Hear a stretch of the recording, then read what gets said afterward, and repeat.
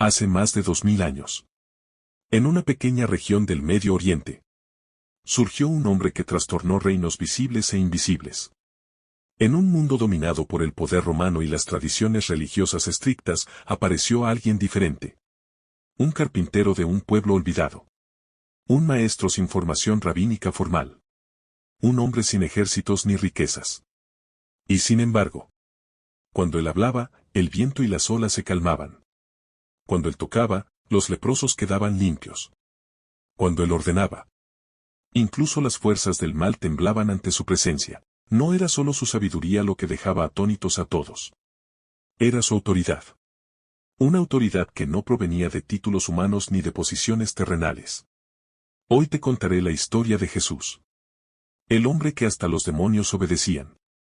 La llegada de la autoridad. Todo comenzó en las aguas del río Jordán.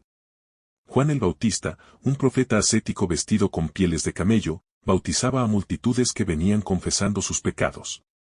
Muchos lo consideraban el mayor profeta de su tiempo, pero incluso Juan declaró sobre aquel que vendría después: yo no soy digno de desatar la correa de sus sandalias. Y un día, Jesús de Nazaret se acercó para ser bautizado. El cielo se abrió, el Espíritu de Dios descendió como paloma, y una voz resonó desde lo alto: este es mi Hijo amado, en quien tengo complacencia. Inmediatamente después, el Espíritu lo llevó al desierto. Durante 40 días, sin comida, enfrentó las tentaciones directas de Satanás. Donde Adán había fallado en un jardín de abundancia, Jesús triunfó en un desierto de escasez. Venció cada tentación con la simple pero poderosa palabra de Dios.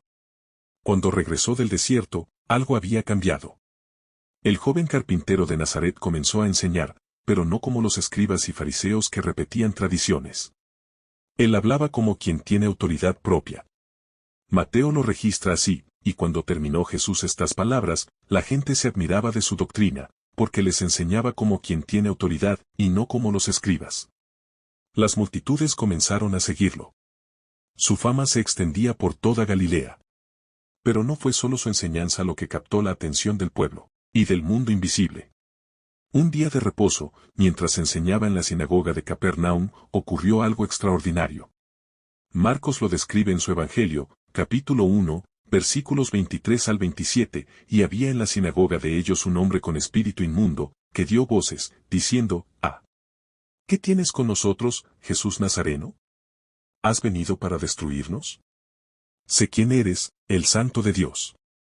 Pero Jesús le reprendió, diciendo: cállate, y sal de él. Y el espíritu inmundo, sacudiéndole con violencia, y clamando a gran voz, salió de él. Y todos se asombraron, de tal manera que discutían entre sí, diciendo: ¿qué es esto? ¿Qué nueva doctrina es esta, que con autoridad manda aún a los espíritus inmundos, y le obedecen? Esto no era simplemente otro maestro religioso. No era solo un predicador carismático. Este era un hombre que con su sola presencia desataba tormentas en el mundo invisible. Los demonios lo reconocían cuando los líderes religiosos no podían. Las fuerzas espirituales sabían exactamente quién era él. Y temblaban. Este fue solo el comienzo. La autoridad había llegado. Y el reino de las tinieblas estaba a punto de enfrentar a su más formidable adversario. El endemoniado Gadareno. La noche había sido larga. Una tormenta feroz amenazó con hundir la barca donde Jesús y sus discípulos cruzaban el mar de Galilea. Con solo una orden: cálmate, enmudece. Los vientos cesaron y las olas se aquietaron. Los discípulos, aún temblando, se preguntaban: ¿quién es este, que aún el viento y el mar le obedecen? Lo que no sabían era que la verdadera tormenta los esperaba en la orilla opuesta. Al amanecer, llegaron a la región de los Gadarenos, un territorio gentil al este del mar. Apenas tocaron tierra cuando un escalofriante alarido rompió el silencio de la mañana. Marcos describe la escena en el capítulo 5, al salir él de la barca, enseguida vino a su encuentro, de los sepulcros, un hombre con un espíritu inmundo, que tenía su morada en los sepulcros, y nadie podía atarle, ni aun con cadenas. Este no era un simple enfermo mental. Este era un hombre poseído por fuerzas demoníacas tan poderosas que desafiaban toda comprensión humana. Imaginen la escena: un hombre que vivía entre tumbas y cavernas oscuras. Su cuerpo desnudo, cubierto de cicatrices y heridas autoinfligidas. Su cabello enmarañado y sucio. Sus ojos, Ojos que reflejaban un tormento más allá de lo humano. Marcos continúa, pues muchas veces había sido atado con grillos y cadenas, mas las cadenas habían sido hechas pedazos por él, y desmenuzados los grillos, y nadie le podía dominar. Con una fuerza sobrenatural, había roto cada cadena y grillete con que intentaron contenerlo. Los habitantes de la región habían abandonado todo intento de ayudarlo o controlarlo. Lo dejaron a su suerte entre los muertos, donde día y noche gritaba y se hería con piedras. Un hombre olvidado. Un alma atormentada. Una vida destruida por las legiones del infierno. Pero todo estaba a punto de cambiar. Cuando vio, pues, a Jesús de lejos, corrió, y se arrodilló ante él. No fue el hombre quien corrió hacia Jesús buscando liberación. Fueron las fuerzas demoníacas las que lo impulsaron, reconociendo la autoridad que había llegado a sus dominios. Y entonces, un grito desgarrador: ¿qué tienes conmigo, Jesús, Hijo del Dios Altísimo? Te conjuro por Dios que no me atormentes. ¿Lo ven? Los demonios no disputaban su identidad.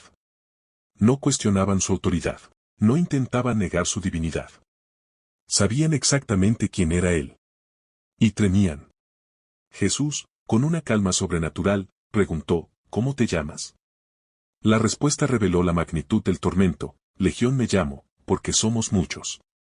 Una legión romana consistía de aproximadamente 6.000 soldados. Miles de entidades demoníacas habían convertido el cuerpo y la mente de este hombre en su fortaleza. Miles de fuerzas espirituales malignas habían tomado control de una sola vida humana.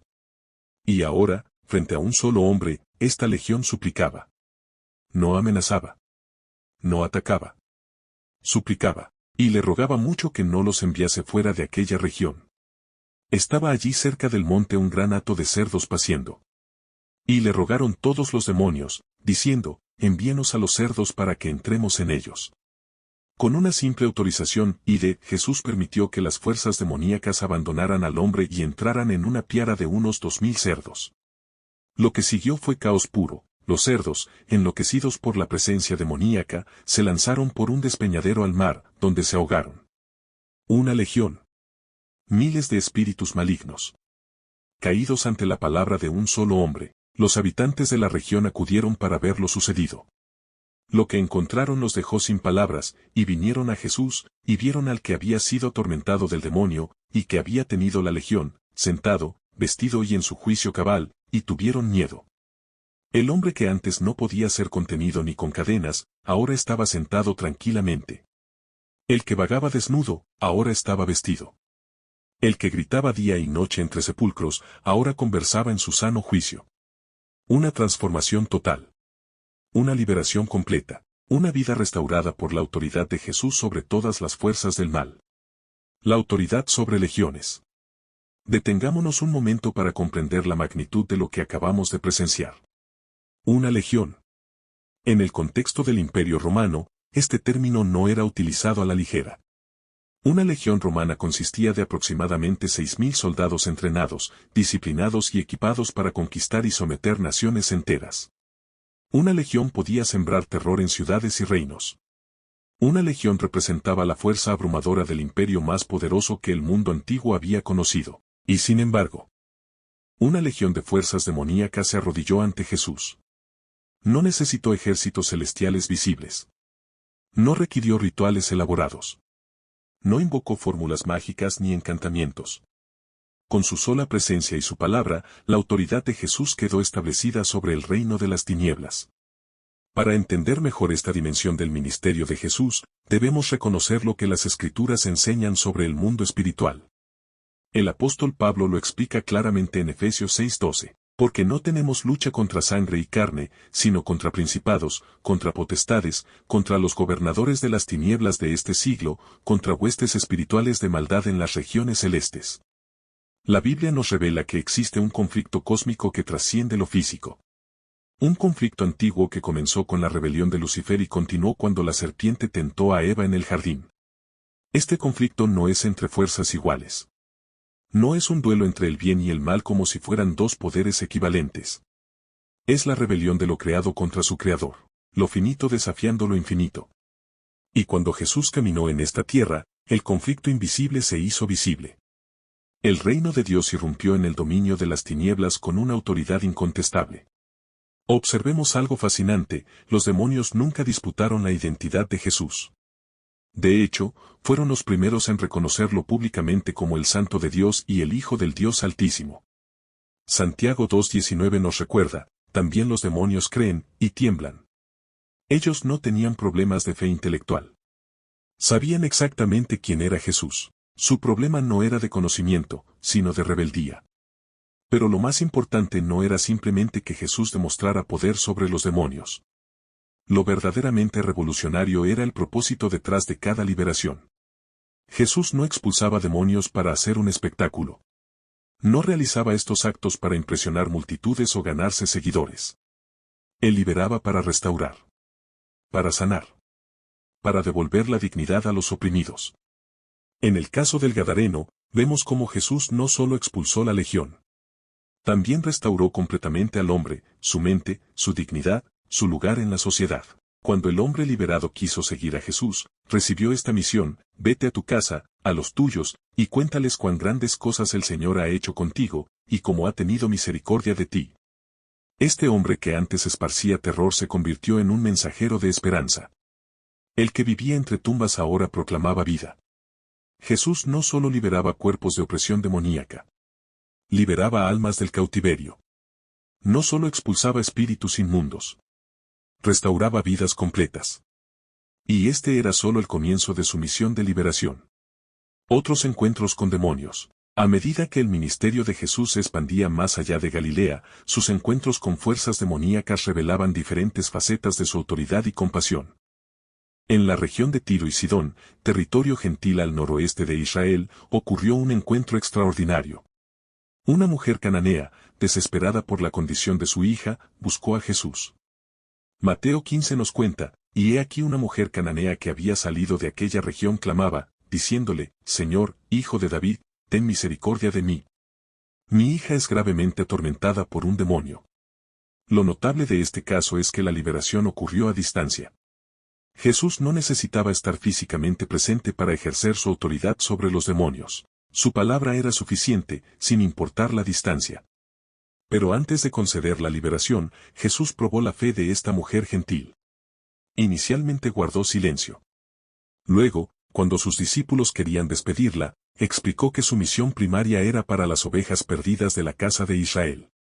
La respuesta de la mujer reveló una fe extraordinaria: sí, Señor, pero aún los perrillos comen de las migajas que caen de la mesa de sus amos. Impresionado por su fe, Jesús respondió, oh mujer, grande es tu fe, hágase contigo como quieres. Y su hija fue sanada desde aquella hora. Sin rituales, sin fórmulas mágicas. Solo la autoridad de su palabra, activada por la fe sincera de una madre desesperada. Otro caso revelador ocurrió al pie del monte de la Transfiguración. Mientras Jesús, Pedro, Jacobo y Juan descendían del monte donde habían visto la gloria divina, encontraron una escena caótica. Un padre angustiado había traído a su hijo epiléptico, poseído por un espíritu que lo arrojaba al fuego y al agua, intentando matarlo. Los discípulos habían intentado expulsarlo, pero fracasaron. Marcos 9 describe el conmovedor diálogo, y le preguntó al padre, ¿cuánto tiempo hace que le sucede esto? Y él dijo, desde niño. Y muchas veces le echan el fuego y en el agua, para matarle, pero si puedes hacer algo, ten misericordia de nosotros, y ayúdanos. La respuesta de Jesús fue profunda: si puedes creer, al que cree todo le es posible. Entre lágrimas, el padre exclamó, creo, ayuda a mi incredulidad. Jesús entonces confrontó directamente al espíritu mudo y sordo, yo te mando, sal de él, y no entres más en él. Lo que siguió fue una batalla dramática, y el espíritu, clamando y sacudiéndole con violencia, salió, y él quedó como muerto, de modo que muchos decían, está muerto. Pero Jesús, tomándole de la mano, le enderezó, y se levantó. Después, en privado, cuando los discípulos preguntaron por qué ellos no pudieron expulsarlo, Jesús reveló un principio espiritual crucial: este género con nada puede salir, sino con oración y ayuno. Esta respuesta nos muestra que en el mundo espiritual existen diferentes niveles de autoridad y resistencia. Algunos espíritus requieren una mayor intensidad de fe y comunión con Dios para ser expulsados. No todos los casos de opresión demoníaca son iguales. No todas las manifestaciones del mal tienen la misma naturaleza o fortaleza. Jesús estaba enseñando a sus discípulos que la autoridad espiritual no es automática. Requiere una conexión profunda y constante con el Padre a través de la oración y la disciplina espiritual. En cada uno de estos encuentros vemos patrones consistentes. Primero, Jesús nunca dudaba de su autoridad sobre los demonios. Nunca mostraba temor ante las manifestaciones más violentas. Segundo, siempre actuaba con compasión hacia la persona afectada. Su enfoque no era el espectáculo del exorcismo, sino la restauración de la vida humana. Tercero, frecuentemente vinculaba la liberación con la fe, ya sea la fe del afectado o la de quienes intercedían por él. Y cuarto, cada enfrentamiento no solo revelaba su poder, sino también su propósito, establecer el reino de Dios en medio de la oscuridad. El propósito detrás del poder. En una ocasión, después de liberar a un hombre de un demonio que lo había dejado mudo, Jesús enfrentó una acusación grave. Sus críticos, incapaces de negar el milagro, intentaron desacreditar su fuente de poder. Por Belcebú, príncipe de los demonios, echa fuera los demonios. La respuesta de Jesús en Lucas 11 nos proporciona una de las explicaciones más claras sobre el propósito detrás de sus liberaciones. Todo reino dividido contra sí mismo, es asolado, y una casa dividida contra sí misma, cae. Si también Satanás está dividido contra sí mismo, ¿cómo permanecerá su reino, ya que decís que por Belcebú echo yo fuera los demonios? Con una lógica impecable, Jesús expuso lo absurdo de la acusación. ¿Por qué destruiría Satanás su propio trabajo? ¿Qué ganaría el reino de las tinieblas debilitándose a sí mismo? Y entonces, reveló la verdadera naturaleza de sus actos de liberación. Pero si por el dedo de Dios echo yo fuera los demonios, ciertamente el reino de Dios ha llegado a vosotros. Este es el corazón del asunto. Cada demonio expulsado, cada alma liberada, cada mente restaurada no era simplemente un acto aislado de compasión. Era una declaración cósmica, el reino de Dios había irrumpido en los dominios de la oscuridad. Jesús continuó con una poderosa metáfora: cuando el hombre fuerte armado guarda su palacio, en paz está lo que posee.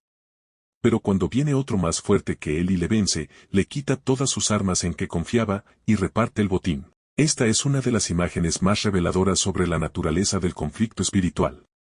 Satanás es presentado como un hombre fuerte armado que guarda su territorio, las vidas humanas bajo su influencia. Sus armas incluyen la enfermedad, la opresión demoníaca, el pecado, la religiosidad vacía, y la muerte misma. Pero Jesús se presenta como otro más fuerte. No simplemente igual, sino superior en autoridad y poder. Y su misión no era negociar con el hombre fuerte, sino vencerlo completamente.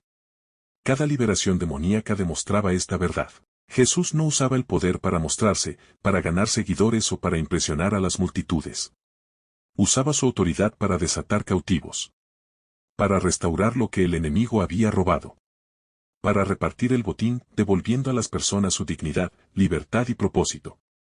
Notemos algo crucial: Jesús nunca presentó la batalla espiritual como un fin en sí mismo. La expulsión de demonios no era el objetivo último de su ministerio. Era un signo.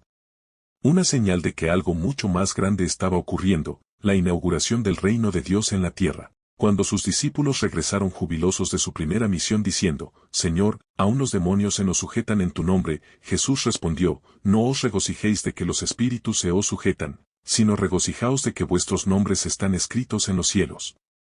La verdadera victoria no estaba en el poder temporal sobre los demonios, sino en la reconciliación eterna con Dios. Jesús no vino principalmente como un exorcista, sino como el Salvador.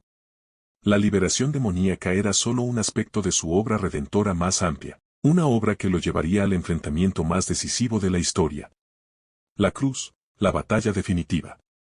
Las multitudes que presenciaron las liberaciones demoníacas realizadas por Jesús esperaban un clímax diferente para su ministerio. Muchos anticipaban que este poder sobre los espíritus malignos se traduciría en autoridad política, que el hombre que comandaba a los demonios pronto comandaría ejércitos para liberar a Israel de la opresión romana. Pero el camino de Jesús no llevaba a un trono terrenal. Al menos no todavía. Llevaba a una cruz.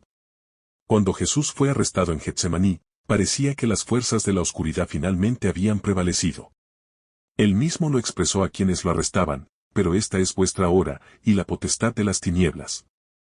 Durante 6 horas, colgado entre el cielo y la tierra, el Hijo de Dios sufrió no solo el tormento físico de la crucifixión romana, sino también un misterioso abandono espiritual. Dios mío, ¿por qué me has desamparado? Para los discípulos que huían aterrorizados, para las mujeres que lloraban al pie de la cruz, para los demonios que una vez temblaron ante su presencia. Parecía que la autoridad había sido derrotada. Pero lo que parecía una derrota era, en realidad, la estrategia divina para la victoria definitiva. El apóstol Pablo lo explica en Colosenses 2:15, y despojando a los principados y a las potestades, los exhibió públicamente, triunfando sobre ellos en la cruz. ¡Qué paradoja divina! En el momento de aparente debilidad absoluta, Jesús logró su victoria más decisiva. En la cruz, Jesús no solo cargó con el pecado de la humanidad. También desarmó completamente a los principados y potestades. Los exhibió públicamente como derrotados. Destruyó por medio de la muerte al que tenía el imperio de la muerte, esto es, al diablo, Hebreos 2:14.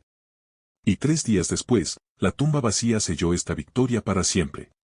La resurrección no solo demostró el poder de Jesús sobre la muerte física, sino también su triunfo absoluto sobre todas las fuerzas espirituales del mal.